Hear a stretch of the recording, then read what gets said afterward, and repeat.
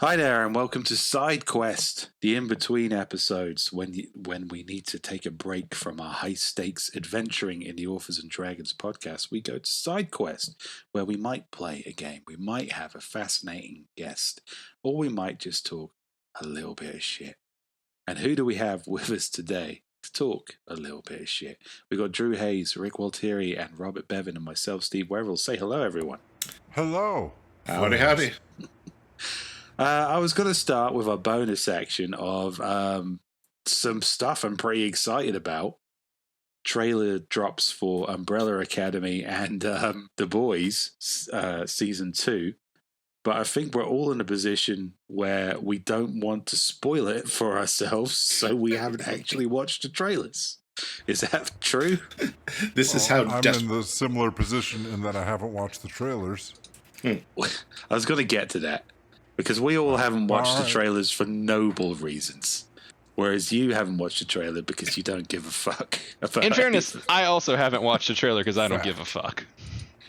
No, I'm surprised, Tree. You're not a fan of either of them properties? No, I definitely. Umbrella Academy I haven't watched because I care about.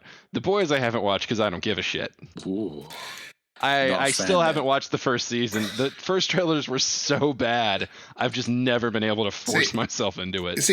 I liked the first season of Umbrella Academy, but I think I enjoyed the first season of The Boys more. That's the thing I was going to say, Drew. And part of the reason I'm not bothering with the trailers for these is because the trailer for The Boys, I saw it and I thought, that makes me feel a little bit annoyed. It feels like some edgy boy bullshit.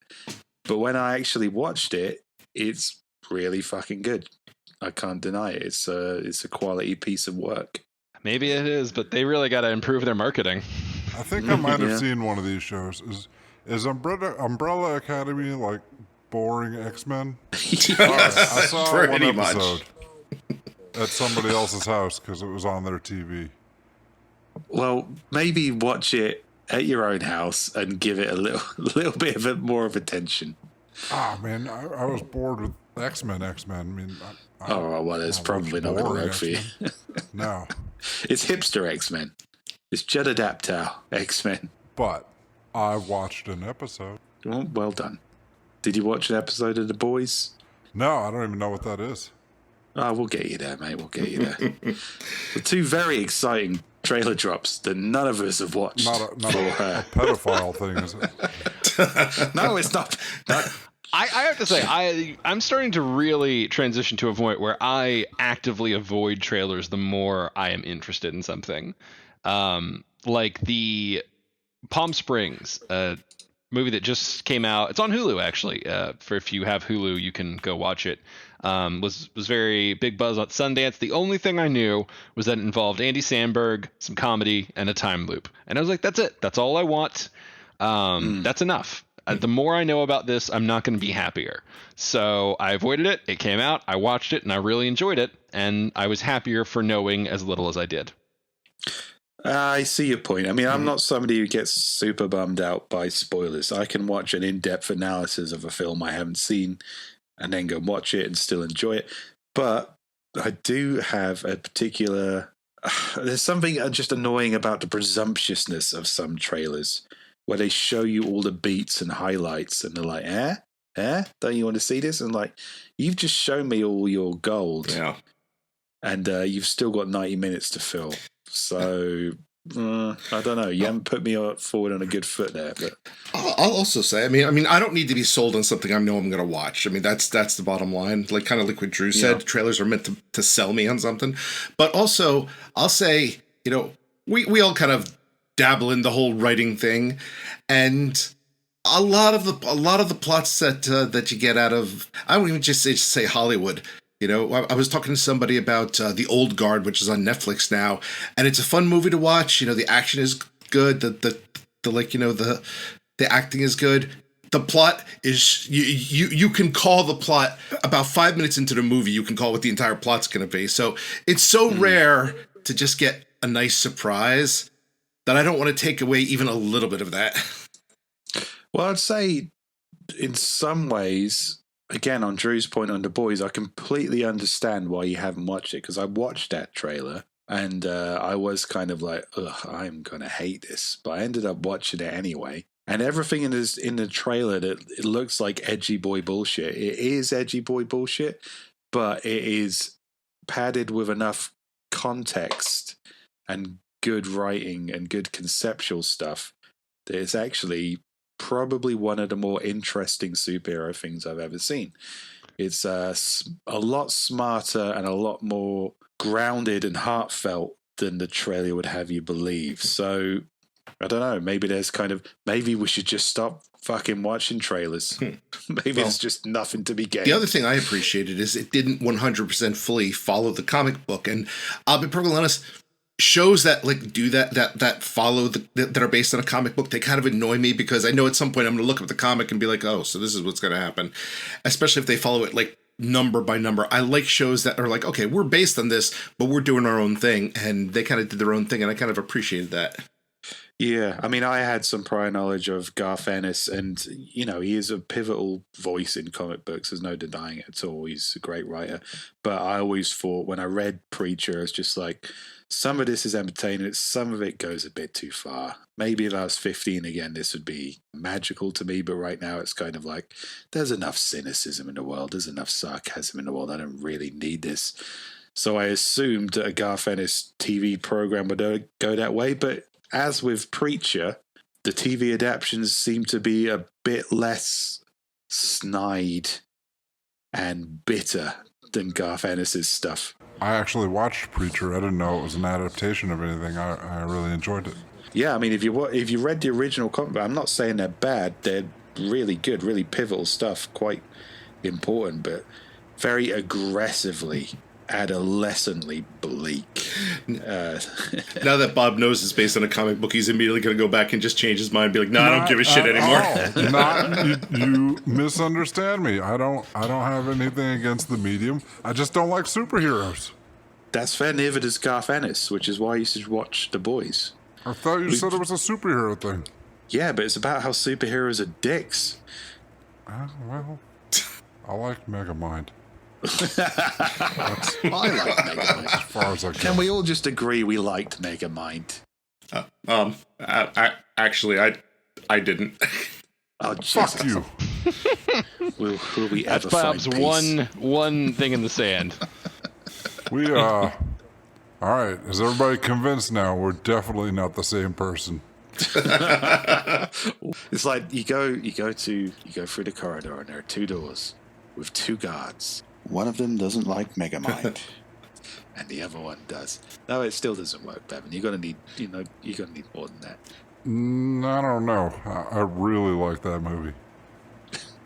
And I know when Marvel finally comes out with a Fantastic Four movie, the chances of me going to the theater and sitting next to Bob are so low. Oh man, that's like an ultra hate. All right, so that ends our bonus section. Exciting trailer drops that we are not going to watch or ever going to watch. I hope you're on board with that, listeners. I also saw a trailer drop for a Transformers series, and I also didn't watch that. The new Netflix Transformers series. I'm going to watch it anyway. I don't want your trailer, messing with my expectations. I'm a grown man. I don't need trailers. Well, we're all grown men here. I too. I'm going to watch the shit out of that Transformers when it comes to Netflix. But you don't need to sell me a trailer to know that it's the Autobots versus the Decepticons. I figured it out already. Spoilers, Rick. You know what's interesting is we can comment a little bit on the tease, because some of the art of selling something is in giving away just enough to make sure that people know it's up their alley without giving away so much that, you get all the fun twists and turns that you want to discover. And that is a tough one to walk. Well, I think they've basically given up on that philosophy, Drew. The last few trailers I've seen, I'm just like, well, I don't need to watch that now. That was a fun premise with a charming cast and some predictable jokes. And I think you did everything you were going to do with that movie in 40 seconds. God, I remember way back when Star Trek Voyager was on, and the ratings were sinking, and I was watching the coming attractions for the next episode, and they were like, it's like, oh, and be sure to watch this next episode for a very special surprise ending, and then a beat that includes the Borg, and I was like, the fuck, how is that a surprise, you dumb fucks? That's not surprising if I know it's the Borg. That had me angry all week waiting for that episode.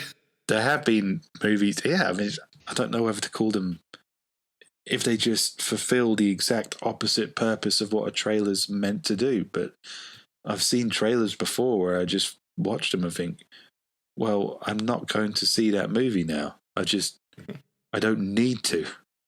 You haven't spiked my curiosity at all. You've just told me a joke and the punchline and then gone away. You know what I remember being an excellent example of a good trailer? The original Matrix. Because I watched that and I was like, this looks cool as hell, but I have no fucking idea what's going on. Yeah, but they built it in to see the You have to see the Matrix to understand it. Like that was such a great line for the trailer. But they made such a big thing about the robots and the liquid metal. I remember that trailer and him being strapped to the chair.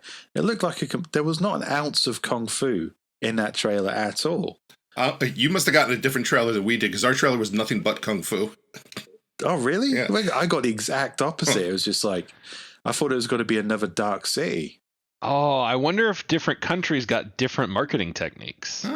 Yeah, we definitely did. I remember somebody trying to explain the Matrix to me, and he sat me down in a chair and he held out his hands and he had a red pill and a blue. No, he didn't.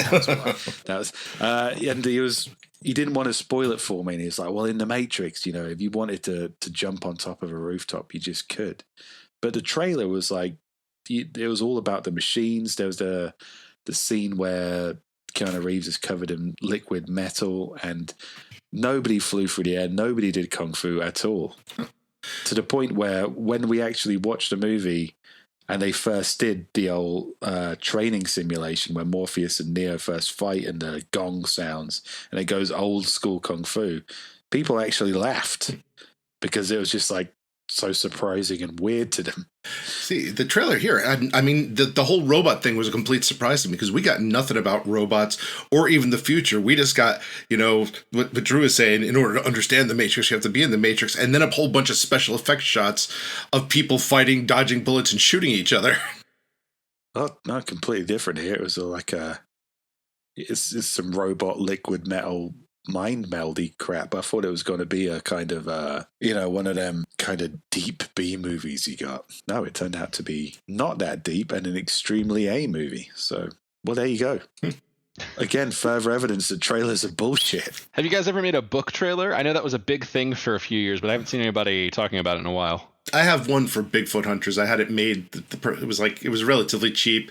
It's kind of cute. It's like, it's nice to look at, but the reality is I have never once heard anybody anywhere, and I've seen some really professional looking ones, who has ever said, I think I've made a single sale off of this damn trailer.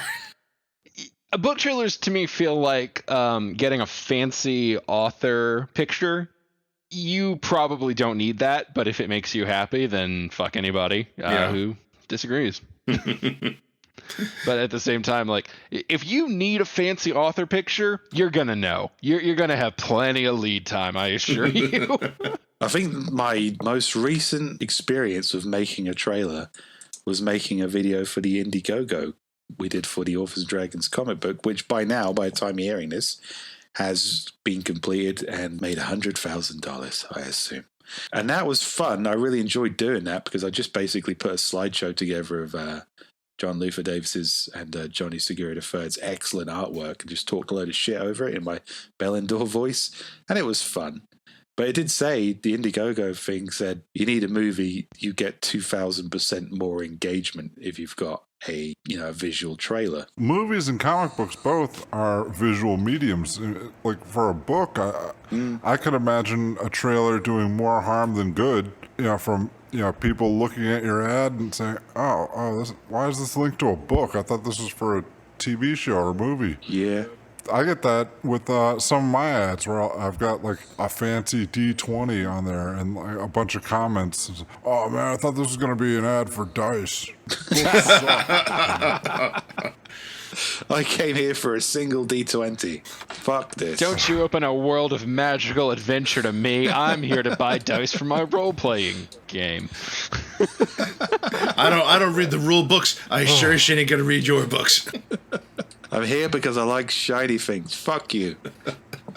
No, but you got a point, Bob. It's like a poorly done trailer, like a cheap trailer, isn't going to do you any, like, you know, any favors. And if you really splurge from one of those really good, expensive trailers, you're probably right. People are probably going to watch it and be like, okay, that sounds pretty cool. I can't wait to see this show or move. Oh, it's a book. Fuck that, you know?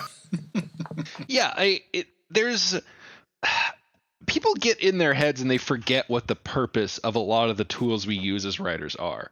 I think my favorite example is genre. People are fucking up about genre in ways that they never have to be. Genre is meant to be a quick communication of some of the elements and the basic style structure of a book. Sci-fi, romance, fantasy, they have general archetypes, different lengths, certain expectations built in. And all that's meant to do is make you say, okay, I like books of a certain structure and these convey that much. Like, the ideas that certain genres are superior or inferior or all the bullshit authors get into. Like, it's just maddening at times. It's like, no, it's just a communication tool. It's the same as an ISBN. It's just to let you know baseline information. I hate people who get really snobby about genres. The whole idea of literary fiction. All right, I get what I get what you're going for, but the idea that fantasy can't be literary fiction or science fiction can't be literary fiction is fucking ridiculous, and has been proved time and time again.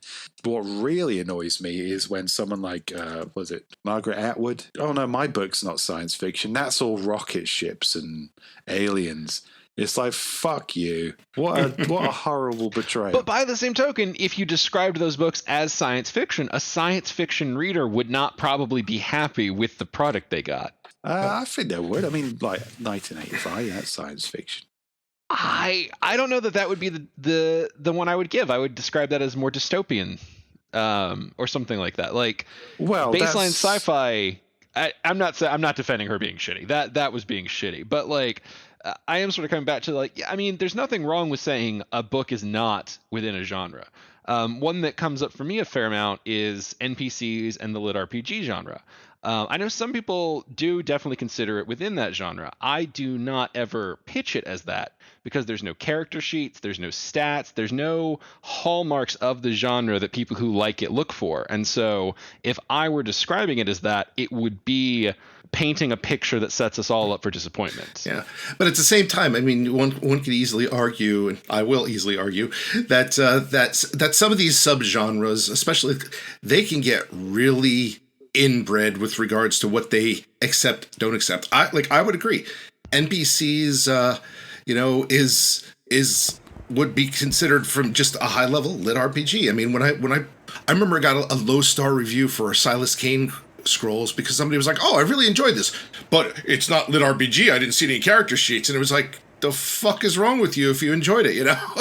Yeah, I also try to distance myself from lit RPG, and even though that's essentially what my books are, just because the whole genre, writers and readers alike, is rife with douchebags. No offense, fans. And I'm not just trying to shit on them. I mean, I am. I know people who write like Jane fiction or Jane Austen fan fiction, like, you know, the Darcy and Elizabeth stuff, and you step outside of the line to try to tell a slightly different story and they will skewer you, and it's like, this is not really what genre is supposed to be. Like, genres, you're right, Drew, genre should just say, okay, this is essentially what to expect. It shouldn't be a list of guidelines as in you must hit every single one of these check marks. Right, and again, you use it as a communication tool. Like, I'm not taking the same stance as Bevan. I don't mind if people consider it in the genre, but it's different if someone perceives it within a genre versus if I market it within a genre. We are in total agreement there. I don't give a shit what they consider it. Bob is punchy tonight. I just don't market it that way. I mean, it's to say, if you drill too deeply on these things, all you do is put yourself in a box. It's like if Philip K. Dick is A Scanner Darkly. Is that cyberpunk? I mean, maybe you could argue it, but you know, at the same time, there are certain expectations of cyberpunk. But then, Snowblind, is that cyberpunk? No, that's a parody of cyberpunk. Yeah, but it's also like a really good cyberpunk. It's just if you start kind of being a prick about it, then no one really benefits. Right, and but I'm saying that's the same thing as arguing with someone, is that ad for Coke an ad for soft drinks or an ad for food products? Yeah. It doesn't matter. It's an ad. It's just a thing to let you know to buy Coke. Yeah. Does the ad make you thirsty? Yes or no? That's all you should care about. Right. Now, if it's a Coke ad for pork byproducts and sandwiches, yeah, that's fucked up. That's advertising something that a Coke is not going to give you. And that's what I mean when I say we try to be accurate with our genres as marketers. I just put Robert Bevan in the ad and say, does that make you thirsty? Oh, well, we got a little off, but we squeezed a lot more out of trailers than I thought we would. Trailers we didn't watch. That was the bonus section. Trailers we refuse to watch for various reasons. And now I'm oddly thirsty. Fuck you. You lost me when you didn't like Megamind. You had your chance, Rick. You can't steal my thirst from me. I think we can all agree that advertising is both pointless and highly effective. Now let's move on to our main action, which is... Uh-oh. Do we not have a main action? No, we're doing consoles. Consoles. I thought we were talking about generations. Yeah, of consoles. We're just waiting for, I guess, Rick to swing in. I didn't realize I was supposed to swing in with that. Read the room, Rick. Yeah, speaking of something that is driven so much by marketing, you know, especially since on both of them you're going to get 90% of the same fucking games. We got we're in one of those years where we're in a console upgrade year from at least two of the major players, because Nintendo has taken a "fuck you, we're just doing what we want" attitude. They always do. But we got the Xbox Series X and the PlayStation 5, which are both looming on the horizon. Yeah, I'm excited. I genuinely am. I wasn't super excited for the jump from 3 to 4 or 360 to 1, but the addition of solid state drives legitimately has me excited. I mean, yeah, regardless of what they intend to do, it's going to be a shitload faster and a shitload less noisy and a shitload less prone to overheating already, which are all good things. But I don't know. Jesus Christ, how sad do you guys sound? I'm excited for solid state drives. Oh, yeah, no one's ever been excited because their computer goes faster. We're the fucking weirdos. I dismiss your mockery, Rick. Being a Nintendo guy, I know, regardless of what people say, you can tell a perfectly good story. You can tell a fucking fantastic story on 8-bit if you do it right. And all the fucking bells and whistles and the swings and roundabouts, they're lovely, they're great. I do appreciate them, and it's wonderful how amazing animation is these days and the cutscenes are. Well, I know that if the game isn't good, none of that's going to save it. So I'm absolutely with you. I went from NES to N64 to now the Switch, and I don't see another system on my horizon for quite a while. Well, I was playing again on the PS4, Zero Horizon Dawn, or Zero Dawn Horizon. Jesus Christ, it came out a while ago now. And I'm looking at it and thinking, do I need graphics better than this to play this game? No. And then I'll play something like Breath of the Wild, which is Nintendo, so not as muscular as the other consoles. And I think, does it need to be? It seems to use all its tools to maximum potential. That's not to say I'm averse to those tools getting more sophisticated. It's just I'm kind of like thinking, other than VR and that kind of interaction, I'm thinking, what is a more souped up PlayStation going to give me except for a quieter, slightly quicker, less laggy experience? No, not slightly quicker. Hang on. Let's drill into this point, because I do want to fight about this. Let's take Spider-Man, the recent PS4 Spider-Man hit game, generally beloved, good Metacritic scores, and so many fucking loading screens. So many goddamn loading screens. And like, yes, absolutely gameplay matters the most. Story matters the most. Like the things that make a game really good and polished, 100%. That's not the specs. But once all of that is good, polish is still polish. And the ability to play a game like Spider-Man, which is, one they've promoted, we're getting a sequel. There's a reason I'm picking this one a lot. But to be able to play that and have the rapidity and speed of just going to new places and it all flowing seamlessly and not having to stop and be like, oh, guess it's time for a beer or a pee or a water when another loading screen hits. Like the ability to add a seamlessness to that and to take away a lot of the frustrations. I mean, ease of life is a thing people design for. And I definitely think there is appeal in the speed and power upgrade the solid state drive can offer. Like, I think proportional jump. If I played these games, I would agree with Drew. I will say this. I do agree that yes, that makes it better. It's still not something I'm gonna jack off over. Yeah, no, I agree. It's an inarguable point. Smoother, better experience, particularly for more increasing online experiences. It's only going to be a good thing. But I'm a story game kind of guy. I'm an atmosphere game kind of guy, and I will suffer a load sequence. And it's not really suffering because let's face it, I don't have a lot on. If I'm sitting down to play a video game, it's a relaxing experience for me. I don't want to be rushed. Worth shelling out for an entirely new console for? I mean, inevitably I'll have to because all the new games will come out for it, and that's just life. That's the circle of life. But we do talk about this like we have a choice in it, but eventually if you want to play and be part of the game culture, you just gotta get one. I mean, if somebody said to me, it's like, we're releasing a new Nintendo Switch, it's going to be exactly the same Switch, but 3 times more powerful, I'd be like, okay, cool. You're going to give me a better, faster Breath of the Wild. And that would be enough. But at the same time, it's kind of like, it's not the same difference between the N64 and the Wii, or the Wii and the Switch. I mean, those are like different experiences, different kind of ways to approach what you're doing. Whereas just bigger, better, faster, I'm not saying that's a bad thing. It is a good thing. Bigger, better, faster is the American way. I will disagree in one regards because this, Drew mentioned at the beginning, but like this generation PS4, I found it to be kind of disappointing because the games I played were fun, but it seemed they were so few and far between. And I think the bigger, better, faster has made it so that only the companies that can make AAA titles are really investing. Like, I was telling somebody the other day that one of the things I liked about the PS2 was after God of War came out, we got like a dozen shitty God of War clones, and they weren't very good. But something, they were good enough where I would sit down and be like, oh, here's crappy, God of Battle, put it on, and I'm like, this is not that good, but something, I got a good 20 hours of fun out of it.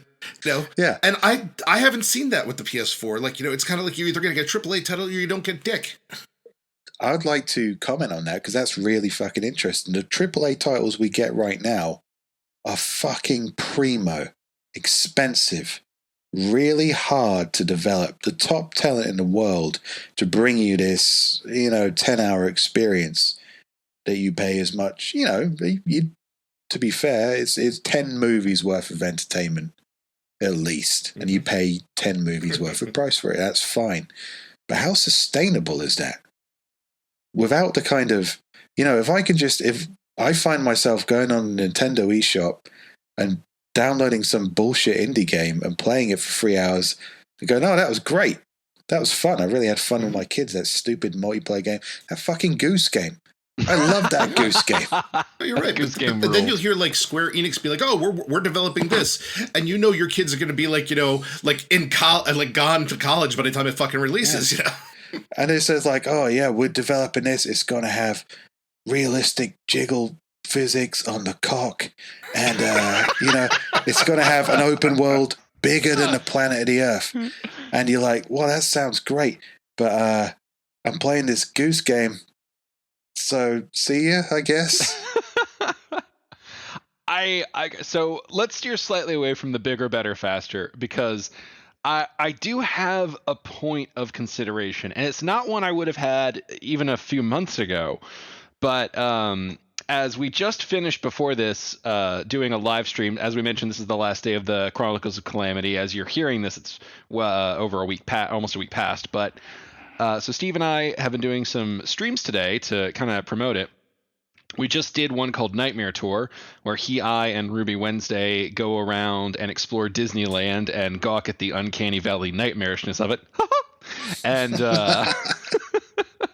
if you want to check that out on the Authors and Dragons YouTube page, youtube.com/authorsanddragons, that is definitely posted as you're listening to this. But what I'm getting to as I take the circuitous plug route is that we did this on the Xbox, or I guess the Xbox One. And the reason I have that on the Xbox One is because I picked up the Game Pass. And man, Xbox is not fucking around. Like, I know PS has a online play thing and it exists and a library is there. That's what I know. The Xbox Game Pass is holy shit a selection. And I mean, like 3 games, I was like, oh man, I kind of want to try these enough to almost buy them. I'll check. They were all on Xbox Game Pass. So for like $10 a month, I mean, it's basically the KDP of games in its own horrifying way. But as a consumer, goddamn, I gotta say, I have no love for Xbox. I hate my Xbox. It sounds like a jet engine for the first 10 minutes when I start it up. It's a piece of shit, but I keep turning it on because that fucking Game Pass is such a good deal. Like, I'll just be like, I want to play a new game. All right, well, fuck it. Let's just go scroll a few hundred. Yeah, video game streaming is the streaming of streaming. Yeah, and I bring that up in context of the new generation because apparently Xbox is pushing to keep that going and add some backwards stuff. So how much does that impact if you can resurrect some old titles on a modern system? No. Oh, absolutely. Yeah. I always thought that was ridiculous about the Nintendo store, which started with the Wii, the online store. Is like, oh, we're going to release a couple of classic games now and then and charge you a couple of quid for them. It's like, fuck you. Charge me a monthly subscription fee and release everything you've got instantly. But no, because that's the way things are going. This is a good point. Like last Christmas, my wife got me a copy of Skyrim VR for the PlayStation. And in VR, it kind of sucks. But I was like, all right, fuck the VR. I was like, because I had sold my copy of Skyrim a long time ago. I was like, but I got Skyrim here. I'm just going to load it up and play it and enjoy it again.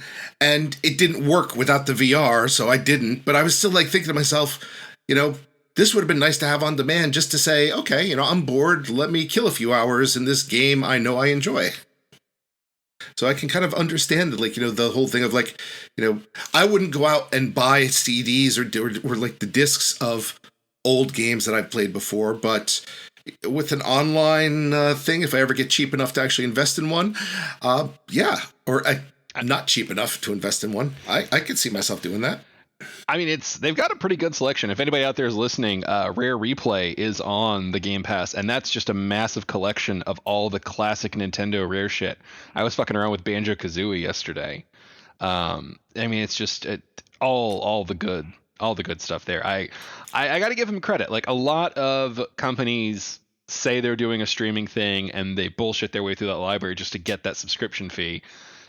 They're putting their money where their mouth is, and you got to appreciate it when the good shit happens. So that's part of it, I think, and that is going to influence my purchase. Yeah, I think my oldest has the PlayStation equivalent. I think he's pretty happy with it, but I've never really delved into it myself. So this, to my understanding, is the difference. I did a little bit of research on this one because this will affect my purchasing, honestly. I mean, these systems are not going to be cheap. I know nobody has released a price yet, but it can't be under $500. It can't be. There's no way. Not with an extra several years of development costs, the higher specs, and the fucking solid state drives, which are not cheaper. But we have talked about this in every generation of the two leaders when it comes to Xbox and PS4. They're always too expensive, but people always pay for them. Not always. Right. A lot of people balked when PS3 came out. I think it was was it like 600 or something? 500, I think. No, I Or think maybe even- no, the PS3 Maybe it when was it first 6, maybe came you're out, right. yeah, I think it was 6. Because Sony had this arrogant thing of saying, yeah, it's expensive, but it's worth it. And a lot of people were like, no, not really. Is it? But at this point, I think it is a significant hardware upgrade. And like Drew says, there was a significant, just nearly endless online feed for these games. It makes sense as a purchase, to be honest. It's like, you're going to buy one thing for a year, it'll be this, because it'll do you for, it'll be your central media hub for X amount of years. I mean, the PS4 has had a good turn. Yeah, I mean, the bit I was getting to on the on the pricing bit is that if they're so expensive, that the fact that the Game Pass has all of Xbox's first party titles, like all their fancy shit, comes through the Game Pass immediately on day of release. And PlayStation does not do that with their first party stuff, to my understanding. And so when you're shelling out, I mean, optimistically $500 for a system, that those game costs are going to add up quick, especially because there's rumors they're pushing it up to 70 a game now. So I think PlayStation has to answer that. They have to have an answer for the Game Pass that's good enough. It's The cost is so high. You know what's funny? It's like both Sony and Microsoft have their own arrogance in their own thing. Like they'll all like Xbox does you're right. It does seem to go all in with this online thing, but at the same time, Microsoft has augmented like their mixed reality, and they pretty much have said, yeah, fuck anything VR related to do with the Xbox. Yeah, I mean, again, expensive, but when you think about what games used to cost, I remember paying 40 quid for SNES games in the early 90s. I guess inflation-wise, and, the significant amount of hardware development that's gone into it, I don't know if it is too expensive. I don't know if you're buying a AAA game now, it is this significant achievement of technology. And I'm saying the costs probably justify what the product is, but at the same time, you might be actually right that maybe the consumer is getting to the point where they just think, you know what, this is too much for a video game, when I can just pick up a Switch and play Animal Crossing for a year. And you forget for all of the the development and stuff that goes into that AAA title, it still has to be a good game. Yeah. Well, that's the whole thing. The development that goes on, it's like NASA. It's like their objective was getting to the moon. They got to the moon. But all the stuff, all the technologies they developed along the way had this massive effect on the industrial sector. It's the same again. When somebody makes a fantastic AAA achievement, the reason you get all the clones afterwards is like, well, that path's open now. It's been done. Anyone could. It's like Everest. It's a bugger to climb the first time, but then like little old ladies are doing it 20 years later. So it's kind of, I understand why this kind of high octane, high price model needs to exist to drive the technology forward and drive these incredible feats of artistry forward. But at the same time, I could pick up a Switch and just play silly little indie games that somebody developed in 6 months and save myself a lot of money and still have a good time. So I don't know.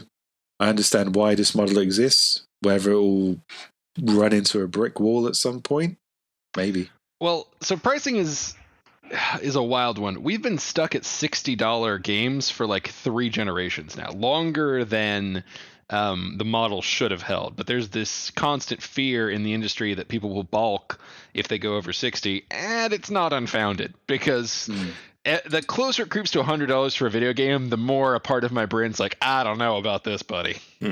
It's not something you can buy your nephew. Like, Yeah. hey, sorry, Timmy, you're getting a soccer ball.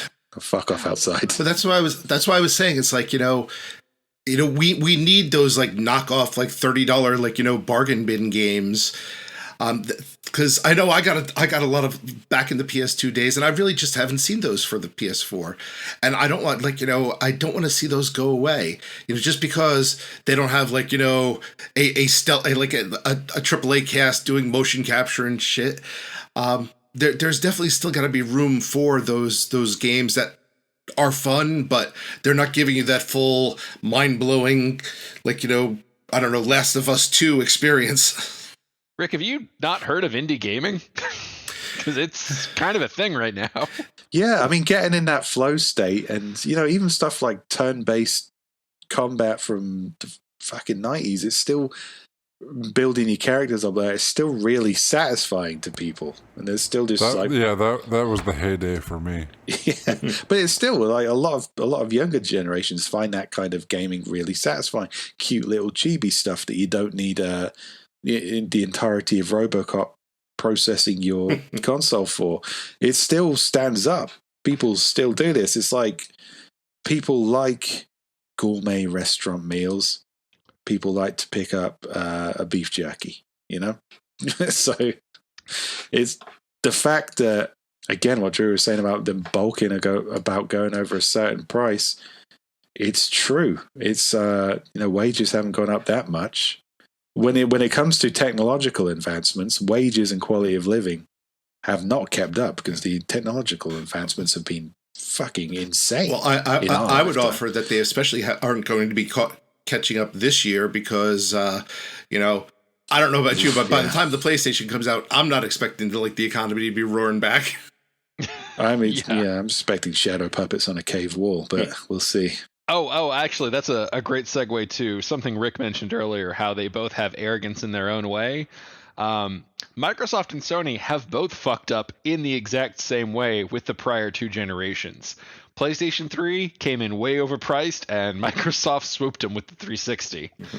And then Xbox One came in at, I think, $400 or $500, and then PlayStation 4 came in at $100 less as their announcement. Because basically Xbox said, oh, by the way, the new Xbox, or Microsoft said the new Xbox comes with the Kinect. Oh, and you cannot get it with the Kinect, and it's $100 more. Suck it up, Buttercup. And oh yeah, $100 more. You can't play used game. Like, Microsoft shit all of the bed last time. Yeah, just the entire bed, wall to wall. The peripherals were peripherals, whereas like the Wii came along and said, "Oh, our console's not very good, but the peripherals are kind of integrated into it, and it costs like I don't know, fucking couple $100." Everyone are like, "Wow, Wii's are great," and it would be like a couple of huge WWE wrestlers sitting there, locked in Mortal Kombat, and some little halfling just kind of walks under their legs and just nabs the belt and walks out. It was just people remembering what games are and what game consoles are, and it's not all about bigger, better, faster. Sometimes it's just about how much fun they are. Yeah. And at the time, Xbox and PlayStation weren't really offering anything very different from one another. Microsoft and Sony have been in a pissing match over specs for the last several years, and probably the smartest thing Nintendo could have done, like especially after the GameCube, was stop playing that game. Yep. Yeah. Very wise. So they just did their own thing. They've got this stable of wonderful IP. They've got this quirky, try and keep it cheap approach to their hardware. It doesn't always work. Wii U, looking at you. Mm-hmm. But they always kind of, I guess, keep themselves to themselves and their own audience. Whereas, the Titans, PS and Microsoft are just beating the shit out of each other on the horizon. Not always to either of their benefit. I'm curious to see what the next generation brings us, particularly in this unexpected and volatile market we're in. Yeah, market's a great word, as is curious, because the long shot of those prior to fuck-ups is that right now we're in a very weird game of corporate chicken. Neither Sony nor Microsoft wants to reveal the price of their fucking console because they're so afraid the other one's gonna fucking swoop them. It's ridiculous. Like, ideally, in theory, some of these are coming out later this year. Again, in theory, we'll see how things shake out. And the price hasn't been announced yet. It's like somebody's got to fucking step up. It's like, guys, tell us what we're saving up for here. Yeah. Like they're so scared. Both of them. It must be a razor edge for these companies. When we're talking about this much hardware, this much R&D, this much development from somebody who matches you pound for pound. I mean, I'm sorry, Xbox guys. I'm sorry, PlayStation guys. But there ain't a lot of difference between what you're getting. I know a lot of people say, of course there is, but pound for pound, pretty similar fighters. The next generation is going to be the same because if you look at their specs, they're essentially both PCs in a box. Yeah. I mean, and when it comes to original IP, so much of their stuff went third party. I mean, I can't even think off the top of my head. What's PlayStation got? Resident Evil. Xbox One's got Halo. Do they even still have Halo? Is anyone interested in Halo? I'm not even sure what their individual IPs are anymore. So, yeah, it's kind of... I don't know. Maybe it's a good thing. Maybe these two giants hammering each other to their knees just makes incredible technology that much cheaper and accessible to all of us. I think so, because, I mean... The machines they're selling, I mean, these are probably like, you know, if you look at it from a PC standpoint, at least like $1,000 machines, if not more. And they're not going to, they can't charge that much because people will just laugh it off. So there's almost, I personally can't think of any way they're going to be able to put this out and not be like a loss leader. Oh, yeah, no, 100%. Like, I think at this point, it's just minimizing how much of a loss. It might be the sacrifices needed to get us into that solid state drive territory where the next generation truly does something interesting. This might just be like, we need money from the rich kids just to kind of get on this step. Much like the Wii U was kind of the step toward the Switch. It's entirely unnecessary, but it's part of the development process. Maybe just this will be a really expensive step on the ladder, but we'll see. I am excited. Like Drew says, I mean, the technical specs alone, like I said, I'm a story gamer guy, and I'll take worse graphics and, you know, less high-res sound in lieu of just an enjoyable gaming experience. But I do appreciate the constant step up. And some of the stuff they're doing with games now is just incredible. And it's allowing incredible stories to be told. And told with the artistry and passion of theatre, you know? It's just... Yeah. Games aren't the poor cousin of movies and theatres anymore. It's still a pissing match, though, because, I mean, what are they both talking about? Like, oh, yeah, both of our consoles are going to support 8K gaming. I'm like... I ain't planning on getting an 8K TV. Yeah, but it's a pissing match that yields good results. I mean, look at where this technology was 20 years ago versus today. And yes, True. All technology has improved a lot in 20. But this is a recreational field that has gotten a shitload of development and attention because of this ego-driven horse race. True. When we get to like things like 8K now, it's like movies that are... You know how you get the kind of realism filter on your TV and then you play an old movie and it looks like shit. It looks like a load of people walking around a cardboard set. And then you get all these indie movies that are shot on these HD digital cameras who then afterwards put a slight filmic effect on it to try and make it seem more degraded because we are now shooting stuff at higher frame rates than the human eye can even comprehend anyway. And it kind of looks like balls. So when they say 8K gaming, I'm just like, all right, so if an alien species comes down with like a, 3,000 more years of eyeball development than me, they might appreciate this. But I'm gunning for 40. I'm wearing glasses. I do not give a shit. That's such a human thing, though. I do love the idea of an alien coming down and being like, hey, look at this fucking rad game we made. Our eyes can't even appreciate how good it is, but we kept going. I know, it's wonderful. It's like, you do know we left the human eye behind about 15 years ago. Fuck it, keep going. 100K gaming, 100K. Come on. This game moves faster than the human mind is capable of like perceiving. Yeah, I get that. I do. Sometimes you just look at Everest and wonder if you can climb it. Yeah, it is still fucking ridiculous though. Because I mean, as a tech lover, like as a guy who went to a tech school, who's always been like big on stuff. Sometimes I got to step back, like when I'm like looking at like say people talking about their phone, like, oh, my phone has a 4K display. Motherfucker, you cannot see that 4K display on that 6-inch phone. I can barely see the display that I have. 4K I display. need glasses. Bevan's got a flip phone for context. I used to work for for a couple of the big high end audio companies, and it was just ridiculous. Some of our fan base, like you go into the forums and people be like, "Yeah, I know they say you shouldn't buy like $500 digital cables, but I know I can hear a difference in the sound." No, you can't, because there is no difference. Is there any instant way to hate a salesman more than them trying to push a monster cable on you? Yeah. That's like, oh, so not only fuck me, but it fuck my intelligence.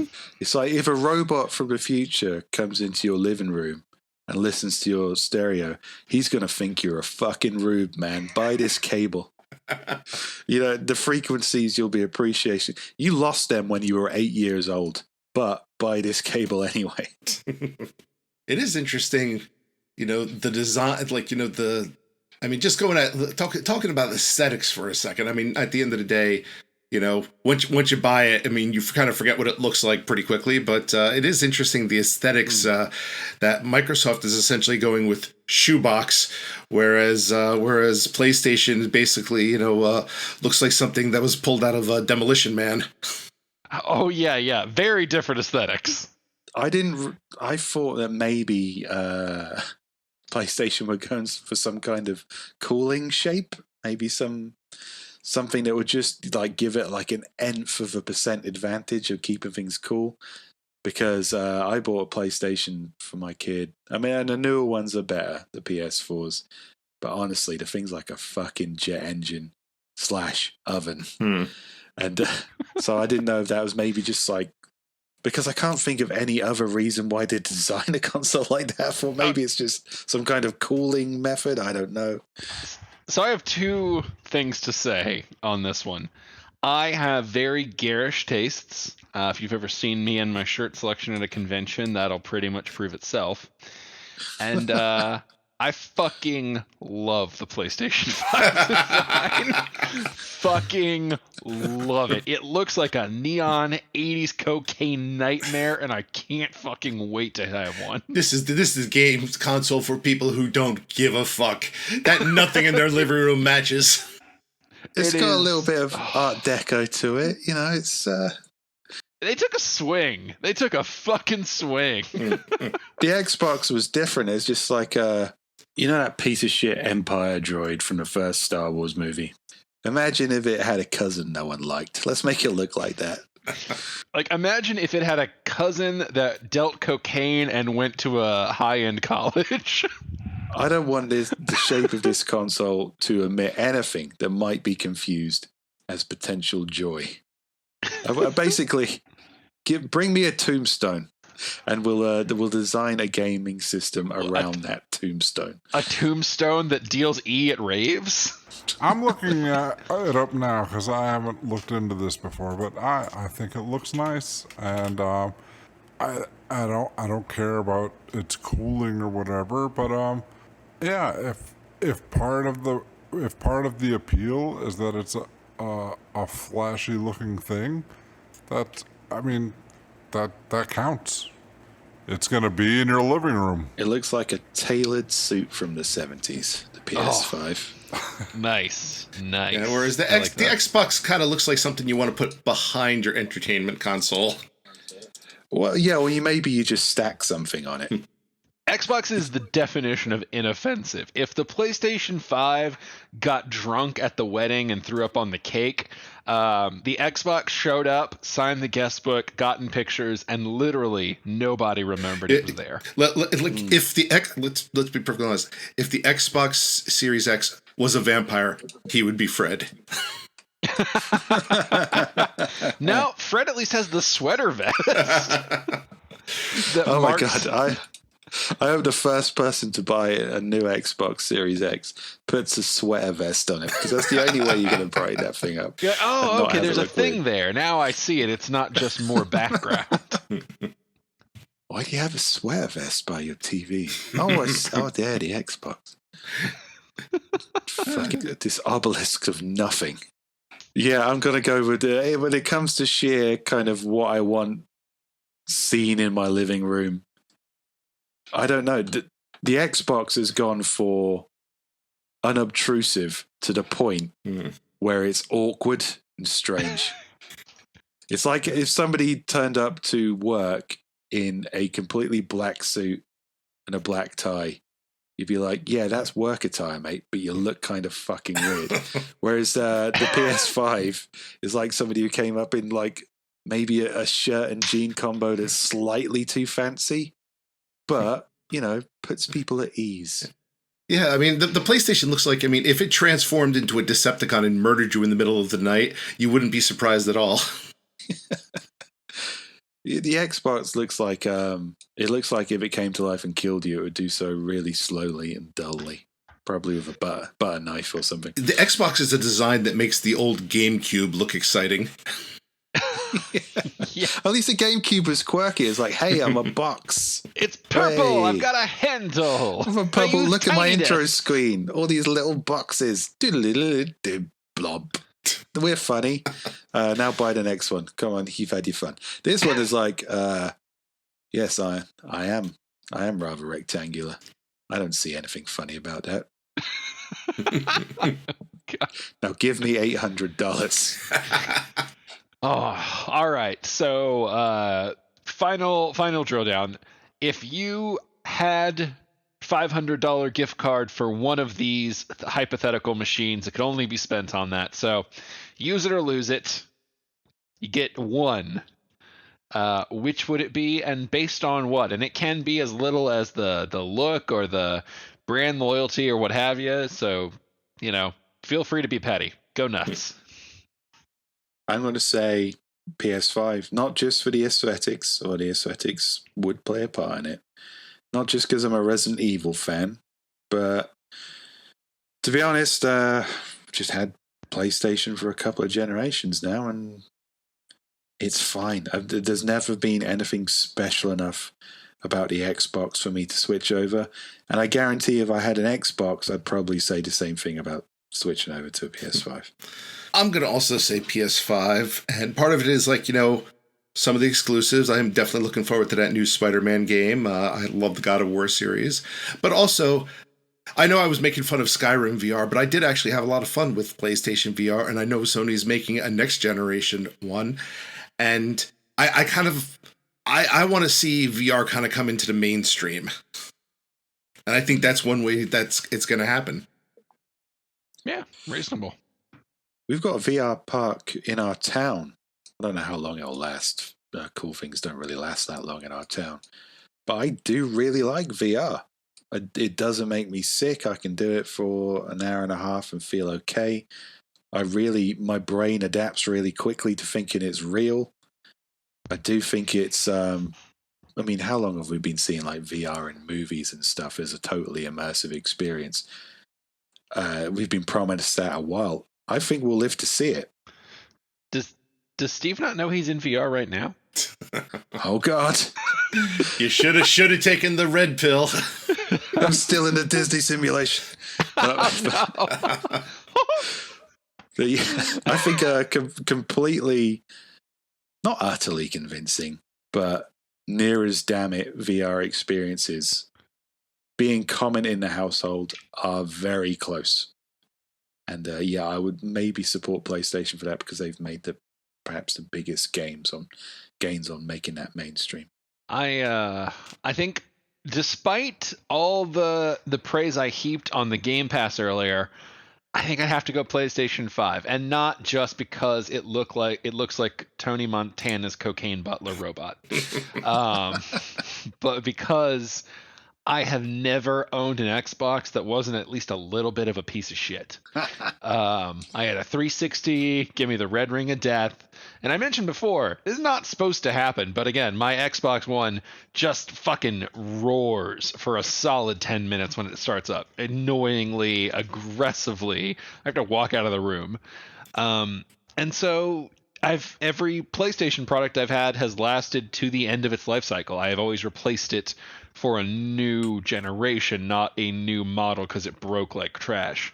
So if I'm going to spend that money or that gift card or whatever, I'm going to spend it on one that I have some faith might actually last me all the way through without starting to beep every 3 minutes or some other random bullshit. So PlayStation 5, they have earned my trust more than Microsoft. I've also got to say, since the PS2, I always thought the PS2 control pad was the perfect gaming console control pad. And the PS has just kind of evolved along that state in a way that the Xbox and the Switch controller will never be as good to me as the feel of the PlayStation controller. I guess I'm just locked into that. All right, Bevan. Yes. Which one you picking? I'm gonna stick with my Switch. I don't give a shit. It's a hypothetical free one. Use it or lose. Yeah, there's a gun to your head. Yeah. All right, the PS whatever. All right. Well. Wait. after- Which one was the one that looked fancy? PS5. PS5. Oh yeah, that one. Surprisingly, He's just going to use it as a table piece. I mean, it's a great one though. Modern art. Yeah, I like it. For as much shit as we talked about them being the same, weirdly we all picked the PS5 for various reasons. So, Sony, don't fuck up your pricing. I guess is the moral of that one. That would swing it. Man. All right, everybody. Well, I think that's going to do it for this week's side quest. Thank you so much for joining us. We will be back next week with a regular episode of Authors and Dragons. Until then, bye. Bye. Bye.